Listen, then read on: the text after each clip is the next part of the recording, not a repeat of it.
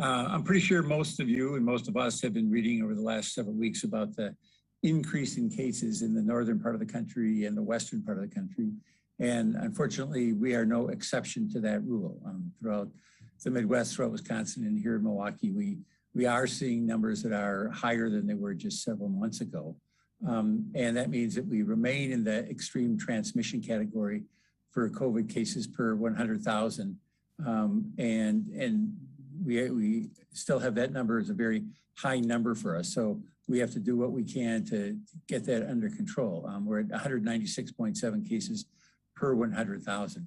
Our positivity rate remains in the moderate transmission category at 7.5%.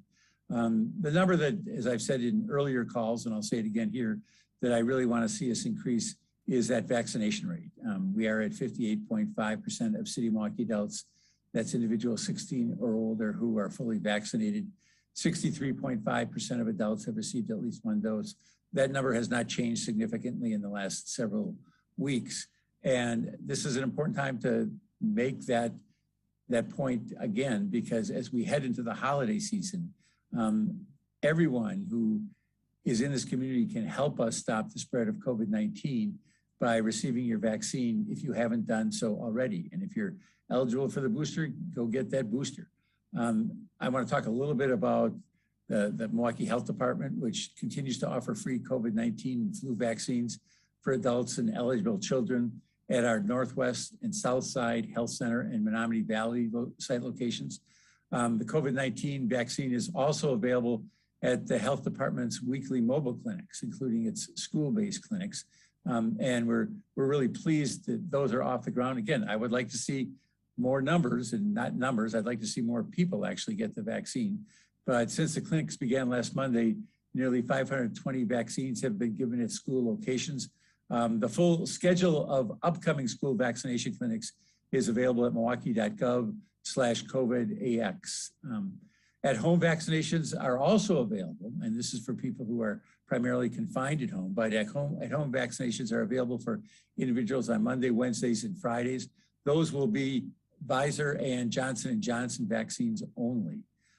So if you're interested in one of those, please call the Health Department's COVID-19 hotline at 414-286-6800 to schedule an appointment. The Bucks, well, I'd like to see them playing better too, but I think once we get a few key players back, we'll be doing better there. But this past weekend, we had an outstanding number of people attend our Bucks clinic for the chance to receive their COVID-19 and flu shots, and also to take a photo with the Larry O'Brien Championship Trophy. A lot of fun, a lot of people, a lot of fun. I know the lines were long, so I appreciate people's patience. The large number of people who showed up for the clinic is a positive sign that we are making progress on our vaccination efforts, especially among our newly eligible younger residents. Over 300 COVID-19 and 70 flu shots were given, 159 of which were pediatric vaccinations. The Health Department's second vaccine clinic in partnership with the Bucks will be held on Saturday, December 4th. So again, a couple of weeks down the road, come on back down and get your vaccination and bring your kids to get them. Attendees can receive first, second, and booster shots of COVID-19 vaccine as well as flu shots. And there's more, there's even more, because participants will be eligible to enter into a ticket raffle for the game that night. So again, come on down, get the shot, and enter a ticket raffle for the Bucks game that night. Finally, I want to inform our business community that the city will be extending our Active Streets for Business program that allows restaurants and bars to utilize sidewalks, parking lanes, and travel lanes for expanded outdoor seating.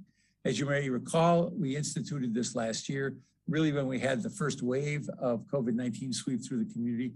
We felt it was important to help our businesses, our restaurants and bars as much as we could. And that's why we had that extension of our Active Streets program. The program this year was scheduled to sunset on November 15th, but we have extended it through the winter. The program is a no-fee citywide program. Since its launch in June of 2020, the program has proven popular with patrons and the business community. I think it's because we've got a lot of hardy people here in Milwaukee, and they can handle the weather. The winter guidelines again include allowances for tenting and heating during cold weather. Current participants in the program can email their DPW permit contact for an extension. and full guidelines can be found at milwaukee.gov/DPW. We are looking forward to seeing the creative seating options for patrons outdoors again this winter. But I think, as we all know, what we want to see more than anything is we want to see an end to this COVID-19 pandemic and get life back to normal, but we're not there yet. But we appreciate the partnership with the county. We appreciate the partnership with all the medical providers, and we know there's work to be done. We're going to continue to do that. So with that, I'm going to turn it over to Dr. Weston to get his insights. Dr. Weston. All right, thank you, Mr. Mayor. Good afternoon. First to our numbers, we're currently seeing in Milwaukee County an average of 256 new cases per day and about 3 deaths per day. And our trends are once again going in the wrong direction. In 2 weeks, our cases have increased by 50%, and our positivity rate has increased from below 6% up to 8%. When we look at the rest of the country, we're seeing similar trends, especially in certain pockets. When we look more broadly at the rest of the world, particularly in Europe right now, we're seeing skyrocketing cases, in some cases beyond any other point in the pandemic, particularly in countries like Germany, where vaccination rates are quite a bit higher than what we have here in the US.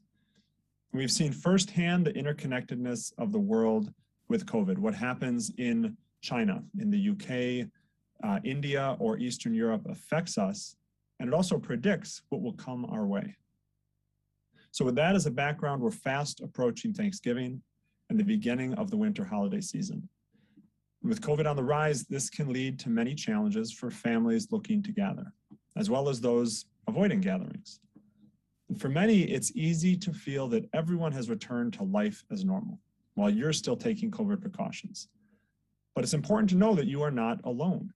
An Ohio State University survey found that about 50% of people plan to ask their guests about vaccine status.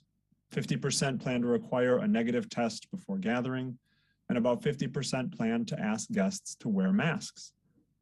So with that in mind, how can you increase the safety of your gathering? Well, as a starting point, there's clear CDC guidelines. Now, these are expert-defined guidelines that can help us to better decide what activities are safe and what may not be. So regarding travel, the CDC recommends postponing travel, particularly interstate travel by plane, train, or other public means until you're fully vaccinated. And that's for adults or children. The CDC also recommends avoiding mixing separate households of unvaccinated people. And that includes unvaccinated children.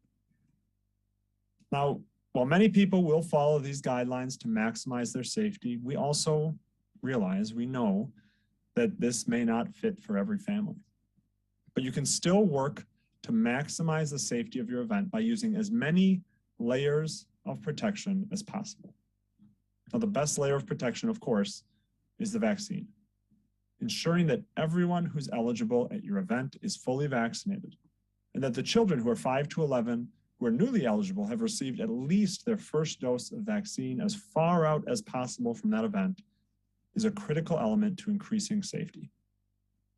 Now, while masking, distancing, and ventilation are vital measures to prevent the spread of COVID, they can be challenging in indoor family settings. Now, you could and should consider masking those who are above the age of 2 who are not fully vaccinated as much as possible. And one other measure that may be particularly useful for these gatherings is testing.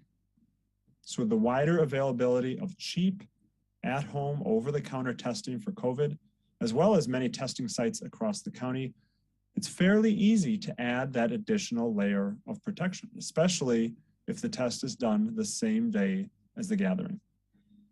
Now, none of these layers provides 100% protection, but when added together, you can make your gathering far safer than it otherwise would be.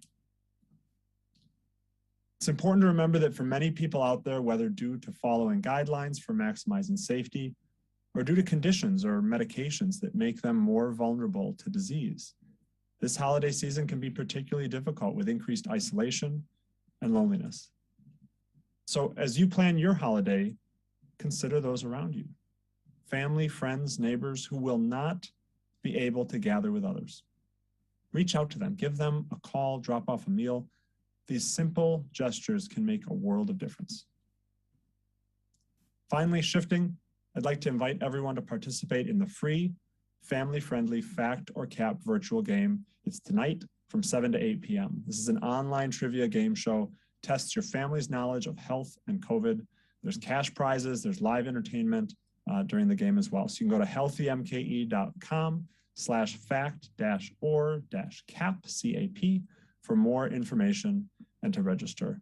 And finally, please, please, please get your child protected by getting them vaccinated against COVID. The vaccine is safe, it's effective, and you can also visit healthymke.com to find a site near you. Not all sites are vaccinating 5 to 11-year-olds, so take a look at the website and figure out who's vaccinating that age group. Thank you and stay safe, and I'll hand it to Health Officer Roush. Thank you very much, Dr. Weston. It's my pleasure to join today to talk a little bit more about COVID cases and case rates in our community. Few quick slides I want to share today just to kind of give a sense of where we are. As Dr. Weston mentioned, we're carefully watching what's happening in other parts of the globe, Germany, Europe, and others, but certainly we also want to be cognizant of what's happening here in our backyard as well. So as we mentioned in the data that was released last Thursday, we started to see an inflection of cases moving up late last week. And what you see here on the screen is certainly that. We're starting to see increases in the 7-day average for City of Milwaukee in the orange line, as well as in the suburban communities in the blue line. And granted, we're not where we were in September, but we certainly still have plateaued, at least recently, at a very high level that's much different than it looked like back in June and the early part of July. When we look at these data, looking at kids, we certainly aren't where we were again back in September, but the increase is much sharper, particularly in the city of Milwaukee, and it's something to watch. We know the most recent data is tentative and draft data only as more results come in, but that's certainly something we want to watch. Is this a trend back up, or is this just a small blip that we're going to see in case rates? Additionally, today I wanted to share what's happening at the state level, because I think the picture at the state level is a little bit different than what's happening here in Milwaukee. So on my screen here, you see the new COVID cases by date confirmed in the 7-day average. And you can actually see that in recent days here, we have seen more COVID cases in that particular day than we had seen in the previous peak in September. And certainly that 7-day average of 2,862 cases is at or close to where we were in September. So we need to kind of watch all of these things. And then lastly, I'll just show what we're seeing at the CDC. And this is a map of the states in the United States. And actually our neighbor to the west, Minnesota, is currently one of the highest COVID burdened states in the country. And so if you look at this map, all of the very dark blue states are areas that have high levels of transmission. Wisconsin, Michigan, Minnesota being one of them, but also some of the other high plains states. So collectively, we need just to be cognizant of the fact that while we've seen some decreases, we might now be seeing some increases in cases. And that doesn't necessarily bode well as we get into the Thanksgiving and Christmas holidays over the next month and a half. But with that said, as Dr. Weston mentioned, there are a lot of great resources for you to get vaccinated. You still have an opportunity to get kids 5 to 11 vaccinated within the next week to give them that full protection before the Christmas holidays. Thanksgiving is a little bit more difficult or impossible for kid vaccinations, but certainly you as an adult who may need a booster could get fully vaccinated and boosted prior to Thanksgiving. So again, want to share the sites that we've shared before. Healthymke.com, vaccines.gov are great sources for you to identify vaccinations, whether they be at local health departments, clinics, other nonprofits, healthcare settings, federally qualified health centers, or pharmacies. And so with that, I'll turn it back over to Catherine for the question and answer portion. Thank you, Director Roush. I do not have any questions in the chat at the moment, so I will just give it a quick minute to see if we have any questions.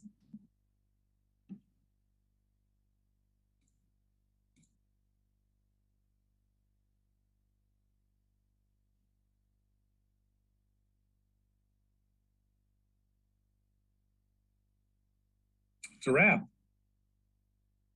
Oop.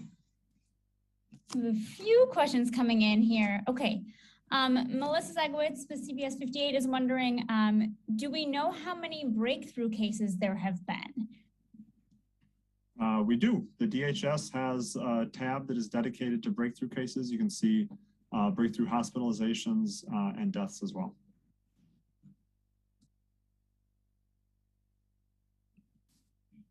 We did have another question from Allison Durr for the mayor. She's wondering, Allison Durr with the Milwaukee Journal Sentinel, she's wondering, with President Biden having signed the infrastructure bill, does the city know how much it will receive? And if not, when the city will have that information? We don't have that information right now. We'll get it to you as soon as we know it. But we're very, very excited. This has been an incredible achievement, and it's a win, obviously, for President Biden, but I view this as more a win for communities around this nation that need to improve their infrastructure. So we're very, very excited, and we're very thankful for his leadership on this. Another question here coming in. Terry Sater with WISN 12 is wondering, for Dr. Weston, are the at-home COVID tests accurate? So that's a great question. There are many different at-home COVID tests. Not to promote one brand over another, but the one that seems to be most widely available and seems to be cheapest is the Binex Now. I think it's about $5 to $10 a test, depending on where you get it. And it's a pretty good test. It depends on whether you are symptomatic or not. So people who are symptomatic, it's around 60 to 70% accurate. That does drop with people who are not symptomatic, but it is just about 100% sensitive. So what that means is if you have a positive test, you can be pretty sure that you actually have COVID. If you have a negative test, you can be fairly confident that you don't have COVID, but not quite as sure. So I think what the utility of these tests is are doing same day tests for your event in the case of Thanksgiving or other holidays. So that morning, have everybody at your event do one of these tests. If anybody comes back positive, they're not coming to that event, and people who are exposed to them shouldn't be coming to the event either. And they should presume that they have COVID. But if everybody's negative, it's not 100%, but it's another layer of protection on top of the vaccination, on top of the other things that you're doing. So Catherine, I can jump in on this Jason Kelly question. Obviously, we've been monitoring the trial in Kenosha. The police department has been monitoring the trial. Our police department is prepared. There are no plans right now to call in the National Guard, and I don't foresee them right now. But again, I've been in contact with the police chief. In fact, I talked to him just 20 minutes ago. So we're monitoring this, and we hope that whatever happens, it will be peaceful. Thank you, Mayor Barrett.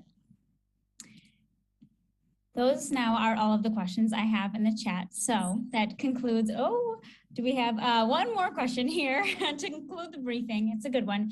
Terry Sater with WISN 12 is wondering, there are still a lot of people wondering if everyone in a family is vaccinated. Is it okay to gather for the holidays? Any thoughts for our health professionals? So if I understand the question right, it's if the whole family is fully vaccinated, is it okay to get together? I think probably the answer is yes. I would keep the group relatively small. If your family is, 40 people of all sorts of extended family, you're just increasing your risk because there are still breakthrough infections. Even though the vaccine protects you, there can still be breakthrough infections. So I would still keep the group relatively small. Certainly if anybody has any symptoms, they shouldn't be gathering.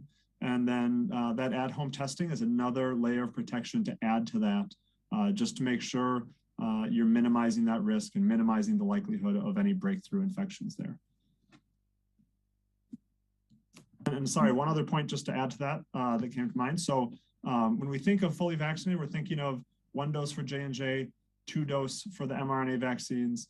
But you can also have that added protection by boosters. If people are eligible for boosters, certainly have them get boosted before holiday gatherings. It really does ramp up that protection that they have if they're eligible and due to get their booster. Thank you, Dr. Weston. That does conclude our briefing for today. Thank you all for the great questions. Thank you for joining us, and we will see you next week. Thank you all. Thank you.